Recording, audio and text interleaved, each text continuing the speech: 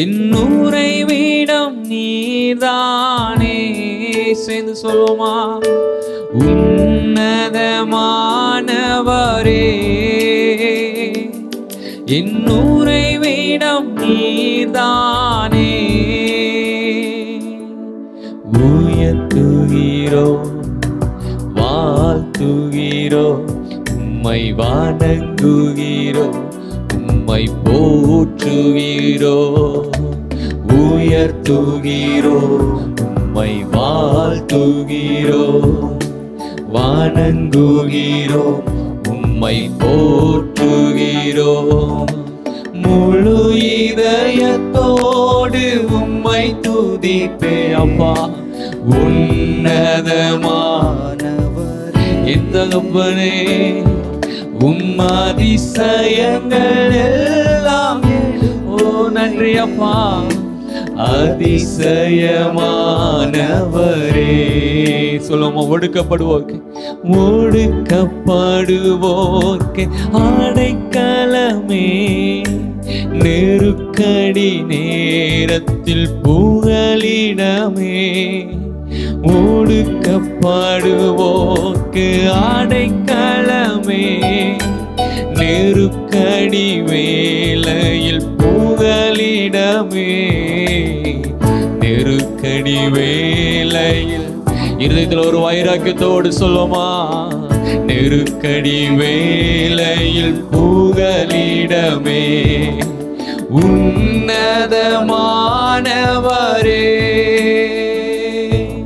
என் உறைவிடம் நீர்தான். ஆமென். உன்னதமானவரே என் உறைவிடம் நீர்தானே. உயர்த்துகிறோ வாழ்த்துகிறோ உம்மை வணங்குகிறோம் என்றும் போற்றுகிறோ. உயர்த்துகிறோ உம்மை வாழ்த்துகிறோ வணங்குகிறோ. அப்படி இருதயத்தை ஒப்பு கொடுத்து சொல்லுவோம், நாடி தேடி வரும் மனிதர்களை என் தகப்பன் ஒருபோதும் கைவிடுவதில்லை. நீங்கள் கர்த்தரை தேடி வந்து அமர்ந்திருக்கிற உங்களுக்கு அவர் ஒருபோதும் உங்களை கைவிடாத தகப்பனாய் இருக்கிறார்.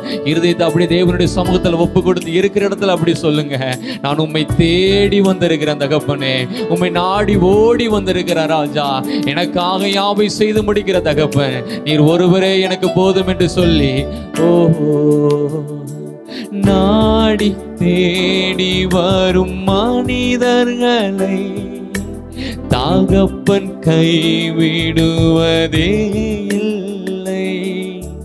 நாடி தேடி வரும் மனிதர்களை அப்பா தகப்பன் கைவிடுவதே. சொல்லுமா, ஒருபோதும் ஒருபோதும் கைவிடுவதே இல்லை. என்னை ஒருபோதும் கைவிடுவதே இல்லை. உன்னதமானவரே என் உறைவிடம் நீர்தானே. உன்னத ஆமென் தகப்பனே, என் உறைவிடம் நீர்தானே. உயர்த்துகிறோம் உயர்த்துகிறோம் வாழ்த்துகிறோம் வணங்குகிறோம் உம்மை போற்றுகிறோம். சொல்வோம், உயர்த்துகிறோம் வாழ்த்துகிறோம் வணங்குகிறோம் உம்மை. அப்படி இருதயத்தில் ஒப்பு கொடுத்து சொல்லுங்க, உம்மை உயர்த்துகிறோம் உயர்த்துகிறோப்பா வாழ்த்துகிறோம் தகப்பனே வணங்குகிறோம் உம்மை போற்றுகிறோம். சொல்ல எழுந்தருளும் எழுந்தருளும் என் ஆண்டவரே, எதிரி கைவோங்க விடாதேயும். எழுந்தருளும் ஒரு ஜெபமாய் சொல்லுங்க, என் ஆண்டவரை எதிரி கை ஓங்காதவாறு நீர் எனக்காக எழுந்திருந்து யுத்தங்களை செய்யும் அப்பா. மறுபடியும் சொல்லுமா, எழுந்தருளும் எழுந்தருளும் என் ஆண்டவரே, எதிரி கை ஓங்க விடாதேயும், எதிரியின் கை ஓங்க விடாதேயும் அப்பா, எதிரியின் கை ஓங்க விடாதேயும். உன்னதமானவரே, என் உறைவிடம் நீர்தான். ஆமென். உன்னதமானவர் இயேசுவே, என் உறைவிடம் நீர்தானே. உயர்த்துகிறோ சொல்லுமா, வாழ்த்துகிறோ, வணங்குகிறோ, உம்மை போற்றுகிறோ. உயர்த்து அப்படி இருதயத்தில் ஒப்பு கொடுத்து சொல்லுங்க. யார் ஆராதிக்கிறாங்களோ இல்லையோ ஏசப்பா, என் இருதயம் உம்மை ஆராதித்து கொண்டிருக்கிறது, என் சரீரம் உம்மை ஆராதித்து கொண்டிருக்கிறது. நீர் உருவாக்கின இந்த மனிதன் உம்மை ஆராதித்து கொண்டிருக்கிறார் ராஜா. விசுவாசித்து சொல்லுங்க, என்னை உம்மிடத்தில் ஒப்பு கொடுக்கிற தகப்பனே, என் காரியத்தை உம்மிடத்தில் ஒப்பு கொடுக்கிற தகப்பனே. எனக்கு விரோதமாய் எழும்பவர்கள் 1000 பேர் இருந்தாலும் இந்த நேரத்தில் விசுவாசித்து சொல்லுங்க, எனக்காக எழுந்தருள, எனக்காக யுத்தம் செய்ய என் தேவன் ஒருவர் இருக்கிறார் என்று சேர்ந்து இந்த ஒரு பாடல் வரியை சொல்லுமா. ஓ நன்றி அப்பா. எழுந்தருளும் என் ஆண்டவரே, எதிரி கை ஓங்க விடாதேயும், எழுந்தருளும் என் ஆண்டவரே, எதிரி கை ஓங்க விடாதேயும். ஆமெனப்பா. எதிரியின் கை ஓங்க, ஒரு ஜெபமா இருந்து ஒப்பு கொடுத்து சொல்லுங்க, எதிரியின் கை ஓங்க விடாதீங்க தகப்பனே, விடாதேயும். உன்னதமானவரே,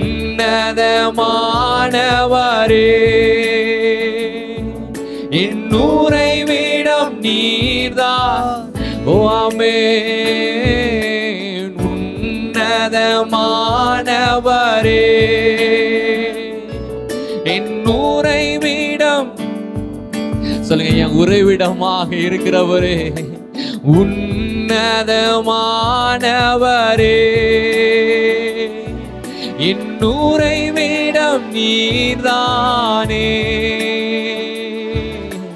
உயர்த்துகிறோ, வாழ்த்துகிறோ தகப்பனே, வணங்குகிறோ, உம்மை போற்றுகிறோ, உயர்த்துகிறோ. நன்றி அப்பா, நீர் செய்த சகல உபகாரங்களுக்கு நன்றி. நீர் எனக்காக யாவை செய்து முடிக்கிறபடி நான் உமக்கு நன்றி அப்பா. ஓ நன்றி தகப்பனே. அப்படி இருந்த ஒப்பு கொடுத்து சொல்லுங்க, நீர் செய்த சகல உபகாரங்களுக்கு நன்றி தகப்பனே. என்னை மறவாமல் இத்தனை மாதங்கள் சுமந்து கொண்டு வந்த காரியத்திற்காக நன்றி அப்பா. ஓ கரம் பிடித்து நடத்துகிறேன், காலமெல்லாம் சுமக்கின்றேன். கரம் பிடித்து நடத்துகிறேன், காலமெல்லாம் சுமக்கின்றேன். நன்றி நன்றி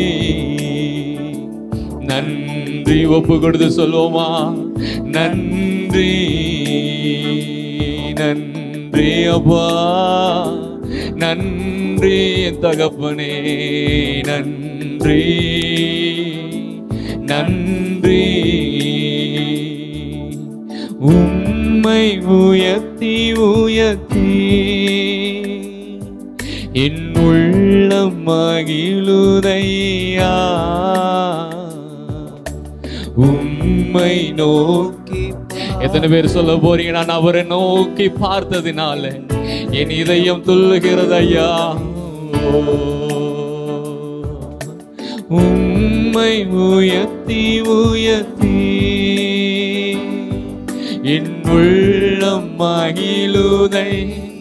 ஆமென். உம்மை நோக்கி பார்த்து என் இதயம் துள்ளுதையா. கண்ணீரெல்லாம் துடைக்கின்றேன், காயமெல்லாம் ஆற்றுகிறேன். என் கண்ணீரெல்லாம் துடைக்கின்றேன், என் காயமெல்லாம் ஆற்றுகிறேன். நன்றி. விசுவாசத்தோடு சொல்லுங்க, நன்றி அப்பா, நன்றி இயேசுவே, நன்றி நன்றி அப்பா, நன்றி. கர்த்தர் உங்கள் கண்ணீரை காண்கிறவராயிருக்கிறார், உங்கள் ஏக்கங்கள் அனைத்தையும் அறிகிறவராயிருக்கிறார். அவர் ஒரு மனிதன் அல்ல பார்த்து விட்டு சும்மா கடந்து செல்வதற்கு. விசுவாசித்து சொல்லுங்க, என் கண்ணீரை துடைக்கிறவர், என் ஏக்கங்களை அறிந்திருக்கிறவர், எனக்காக யாவை செய்து முடிக்கிற தகப்பன். நிச்சயமாக உங்களுக்கு ஒரு முடிவு உண்டு. அந்த நம்பிக்கை வீண் போகவே போகாது. விசுவாசி சொல்லுங்க, என் தேவன் எனக்காக யாவை செய்து முடிக்கிறவராயிருக்கிறார். ஓ அப்பா, நன்றி நன்றி நன்றி நன்றி. உம்மை உயர்த்தி உம்மை உயர்த்தி உயர்த்தி என் உள்ளம் மகிழுதையா. உம்மை நோக்கி பார்த்து என் இதயம் துள்ளுதையா. உம்மை உயர்த்தி சொல்லுங்க, இருதயம் உம்மை உயர்த்தி கொண்டிருக்கிறது தகப்பனே. உள்ளம் மகிழும். ஆமென். உம்மை நோக்கி பார்த்து என் இதயம் துள்ளுதையா. எத்தனை பேர் விசுவாசித்து சொல்றீங்க? நிச்சயமாகவே உங்களுக்கு ஒரு முடிவு உண்டு. உங்கள் நம்பிக்கை வீண் போகவே போகாது. கர்த்தரை தேடுகிறவர்களை கர்த்தர் ஒருபோதும் கைவிடாத தகப்பனா இருக்கிறார். ஒரு சில நிமிடங்கள் நாம் தேவனுடைய வசனத்தை நாம் தியானிப்போம். சங்கீதம் 3ஆம் அதிகாரத்தில் ஒரு அருமையான ஒரு வார்த்தை சொல்லப்பட்டிருக்கிறது. சங்கீதம் 3ஆம் அதிகாரத்தினுடைய முழு அதிகாரத்தை நீங்கள் வாசித்து பார்த்தீங்கன்னா தேவனுடைய வசனம் அழகாக புடமிடப்பட்ட ஒரு காரியமாக இருக்கிறது. அதில் தாவீதானவன் தன்னுடைய மகன் அப்சலோமுக்கு பயந்து ஓடுகையில் எழுதப்பட்ட ஒரு சங்கீதம். அதில் முதலாவது வார்த்தை நான் வாசிக்கிறேன் பாருங்க. என் சத்துருக்கள் எவ்வளவாய் பெருகி இருக்கிறார்கள், எனக்கு விரோதமாய் எழும்புகிறவர்கள் அநேகர். இந்த நம்மளுடைய காலத்துல பாத்தீங்கன்னா நமக்கு விரோதமா எழும்புகிற ஜனங்கள் அநேகமா இருக்கிறார்கள். இங்க யாருக்கு விரோதமா யாரு இருக்கிறாங்க பாத்தீங்கன்னா, தன்னுடைய மகன் தாவீதை துரத்துகிறான். இது எவ்வளவு பெரிய ஒரு காரியம். நமக்கு உறுதுணையா இருக்க வேண்டிய ஒரு நபர் நமக்கு விரோதமா இருக்கப்படும் பொழுது அது எவ்வளவு பெரிய வேதனையை தருகிற ஒன்றா இருக்கு. இதுல சொல்லப்படுது, கர்த்தாவே, தாவீதுடைய வார்த்தை ஆரம்பிக்குது அதனுடைய சங்கீதத்துல, கர்த்தாவே. அவனுடைய ஏக்கம் தேவனுடைய சமூகத்துல இருக்கிறது. இன்று நம்மளுடைய காரியம், நம்முடைய வேதனையை நாம் யாரிடத்துல சொல்லி கொண்டிருக்கிறோம்? நம்முடைய பிரச்சனையை நாம் யார் இடத்துல சொல்லி கொண்டிருக்கிறோம்? நம்முடைய கலக்கங்களை நாம் யார் இடத்துல சொல்லி கொண்டிருக்கிறோம்? இங்கு தாவீதானவன் தன்னுடைய வேதனையை, தன்னுடைய பிரச்சனையை எங்க சொல்றான்னா தேவனுடைய பாதத்துல சொல்றான். இன்னைக்கு நம்ம முதலாவது செய்யப்பட வேண்டிய காரியம், நம்முடைய காரியத்தை தேவனுடைய பாதத்துல சொல்லணும்.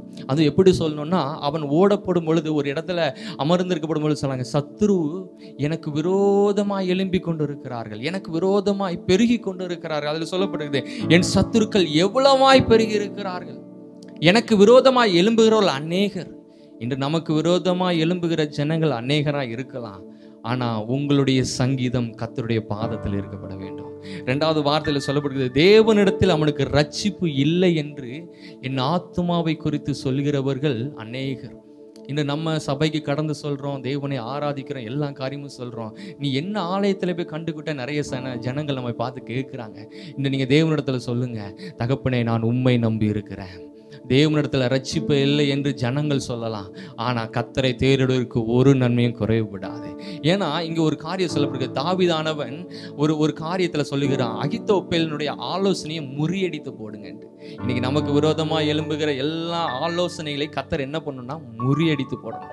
நமக்கு இத்தனை சத்துருக்கள் பெருகி இருக்கிறார்களே, எனக்கு விரோதமா இத்தனை பேர் எழும்பி இருக்கிறார்களே, நான் எப்படி என் வாழ்க்கையை நான் கடந்து செல்வது? என் குடும்பமே எனக்கு விரோதமா எழும்பி இருக்கிறத நான் எப்படி கடந்து செல்வது? அடுத்த காரியத்தில் நான் எப்படி தேவனுடைய சமூகத்தில் அமர்ந்திருந்து நான் ஒரு ஜெயத்தை பெற்றுக்கொள்வது? எனக்கு ஒரு பலன் இல்லையே என்று நீங்க ஒருவேளை கலங்கி கொண்டு இருக்கலாம். இந்த நேரத்தில் சொல்லுங்க, அகித்தோப்பினுடைய ஆலோசனையை அபத்தமாக்கி போடுகிறவர் நம்முடைய கர்த்தராய் இருக்கிறார். நமக்கு விரோதமாய் எழும்புகளை நம் பட்சத்தில் வந்து சேர்ப்பவர் தான் நம்முடைய கர்த்தராய் இருக்கிறார். அதான் 1வது வசனத்துல 2வது வசனத்திலையும் அவன் தேவனுடைய பாதத்தில் சொல்லும்போது சொல்கிறான், என் சத்துருக்கள் எவ்வளவாய் பெருகி இருக்கிறார்கள், அதை குறித்து நான் கலங்க போறது இல்லை. ஏன்னா என்னுடைய விண்ணப்பம் கர்த்தருடைய பாதத்தில் இருக்கிறது. நம்முடைய ரட்சிப்பு யார் இடத்துல இருக்குன்னா தேவனிடத்தில் இருக்கிறது. இந்த ஒரு நேரத்தில் நீங்க விசுவாசத்தை அறிக்கை பண்ணுங்க, என்னுடைய ரட்சிப்பு என் தேவனிடத்தில் இருக்கிறது. அதனால தான் அவன் 2 வசனத்தை சொல்லிட்டு 3வது வசனத்துல சொல்லப்பட்டிருக்கிறது, ஆனாலும். அல்லேலூயா. எத்தனை பேர் விசுவாசிக்கிறீங்க? இந்த ஆனாலுங்கிற வார்த்தையை பார்த்தீங்கன்னா முதல் 2 வார்த்தையில அவன் சொல்றான், என் சத்துருக்கள் பெருகி இருக்கிறார்கள், எனக்கு விரோதமா எழும்பெறுகிறார்கள் அநேகர், எனக்கு ரட்சிப்பு இல்லை என்று சொல்லி என் ஆத்துமாவை குறித்து அப்படியே ரொம்ப கலங்கடிக்கிறவர்கள் அநேகராக இருக்கிறார்கள். ஆனாலும் ஏன் தாவீது தேவனுடைய சமூகத்துல ஒரு ஆழமான காரியத்தையும் ஒரு ஆழமான அதிசயத்தையும் அற்புதத்தையும் கண்டு இருக்கிறான்னா, அவனுடைய 3வது வசனத்துல சொல்லப்பட்டிருக்கிறது, ஆனாலும் கர்த்தாவே நீர் என் கேடகமும் என் தலையை உயர்த்துகிறவருமா இருக்கிறேன்.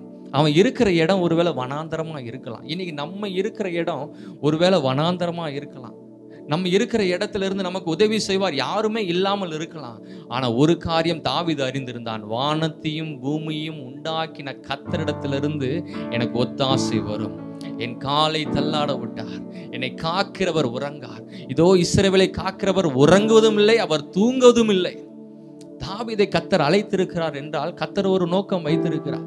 இன்று கர்த்தர் உங்களை அழைத்திருக்கிறார் என்றால் உங்களுக்கு விரோதமா எத்தனை பேர் எழும்பினாலும், அல்லேலூயா, எத்தனை பேர் விசுவாசிக்கிறேன், எத்தனை பேர் எழும்பினாலும் நான் கர்த்தரையே நம்பி இருக்க போகிறேன். எத்தனை பேர் சொல்ல முடியும், நான் கர்த்தரை நம்பி இருக்கிறேன், அவரிடத்திலிருந்து எனக்கு ஒரு ஆலோசனை வரப்போகிறது, அவரிடத்திலிருந்து எனக்கு ஒரு ஜெயம் வரப்போகிறது. அதான் 3வது வசனத்தை சொன்ன, கர்த்தாவே ஆனாலும் கர்த்தாவே, நான் யாரை நம்பி இருக்கிறேன்? எனக்கு விரோதமா எழும்புகிறவர்கள் அநேகர் தான், ஆனாலும் என் நம்பிக்கை உம்மிடத்தில் இருக்கிறது. அல்லேலூயா.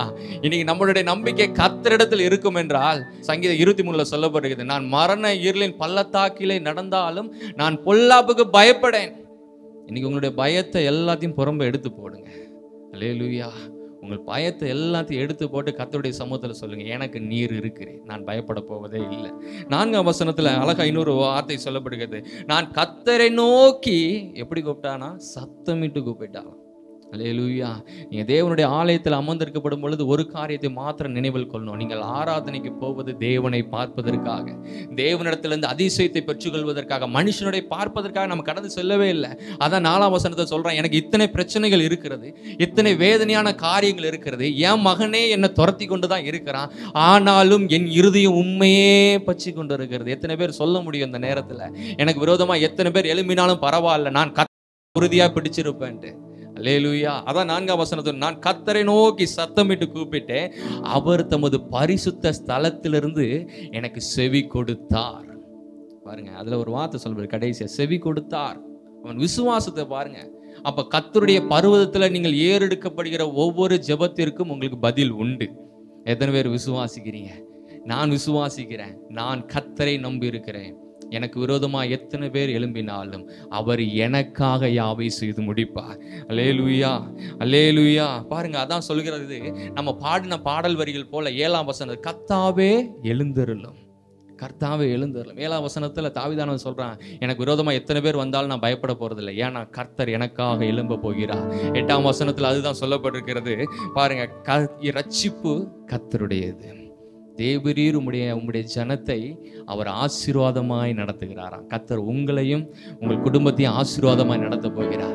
எத்தனை பிரச்சனைகள் வந்தாலும் சரி, எத்தனை வேதனையான காரியங்கள் உங்களை சூழ்ந்தாலும் சரி, நீங்கள் விசுவாசித்து அறிக்கை பண்ணுங்க, ஆனாலும் கர்த்தாவே நீர் என் கேடகம், என் மகிமை, என் தலையை உயர்த்துகிறவர், நான் உம்மை நம்பி இருக்கிறபடினால நான் எதை குறித்தும் அசையாமல் உறுதியாக உம்முடைய பாதத்தில் அமர்ந்திருப்பேன்னு சொல்லுங்க. 8ஆம் வசனத்தில் அதனால தான் தாவீதானவன் சொல்கிறான், ரட்சிப்பு கர்த்தருடைய, தேவரீர் உம்முடைய ஆசீர்வாதத்தினாலே உம்முடைய ஜனங்கள் எப்பொழுதும் ஆசீர்வதிக்கப்பட்டு இருப்பார்களாக. அல்லேலூயா. நான் விசுவாசிக்கிறேன், நம்ம கர்த்தருடைய பாதத்தில் அமர்ந்திருந்தா கர்த்தர் நமக்காக யாவையும் செய்து முடிப்பார். நீங்க மனுஷனுடைய முகத்தை பார்த்து உங்களுடைய பிரச்சனையை சொல்லாதீங்க. கர்த்தரை நோக்கி அமர்ந்திருந்து சொல்லுங்க, நீர் எனக்கு கேடகமா இருக்கிறீர், என் தலையை உயர்த்துகிறவமா இருக்கிறீர். அப்படி இருக்கிற இடங்களை கண்களை மூடி ஜெபிப்போம். நல்ல தகப்பனே, உம்முடைய சமூகத்துல வந்து உம்மை நோக்கி பார்க்கும்படியாக, உம்முடைய சத்தத்தை கேட்கும்படியாக என் தேவரீர் தந்த கிருபைகளுக்காக உமக்கு நன்றிகளை செலுத்துகிற ராஜா. இந்த நேரத்தில் இதை பார்த்து கொண்டிருக்கிற ஒவ்வொருவரையும் என் தேவனீர் ஆசீர்வதிக்கும்படியா நாங்கள் செபிக்கிறோம். அவர் நினைப்பதற்கும் வேண்டுவதற்கும் அதிகமாக என் தேவனீர் ஆவியானவரே உம்முடைய பதிலை கொடுக்கும்படியா நாங்கள் செபிக்கிறோம் ராஜா. தாவீதானவன் சொன்னது போல, எனக்கு விரோதமா எத்தனை பேர் எழுந்தாலும் ஆனாலும் என் தலையை உயர்த்துகிற என் தேவனிடத்தில் என் சத்தத்தை உயர்த்தி நான் ஜெபிப்பேன். அப்பா, இந்த நேரத்தில் உம்மை நோக்கி பார்க்கிற ஒவ்வொரு குடும்பத்தை என் தேவன் ஆசீர்வதிங்க, ஒவ்வொரு ஜனத்தை ஆசீர்வதிங்க. என் தேவன் அவர்கள் தேவைகளை எல்லாம் சந்திக்கும்படியா நாங்கள் ஜெபிக்கிறோம் ராஜா. எல்லாவற்றையும் உம்முடைய கரத்தில் ஒப்பு கொடுக்கிறோம். என்ப இயேசு மூலம் ஜெபிக்கிறோம் ஜீவனுள்ள நல்ல பிதாவே. ஆமென், ஆமென். கர்த்தர் உங்களை ஆசீர்வதிப்பார்.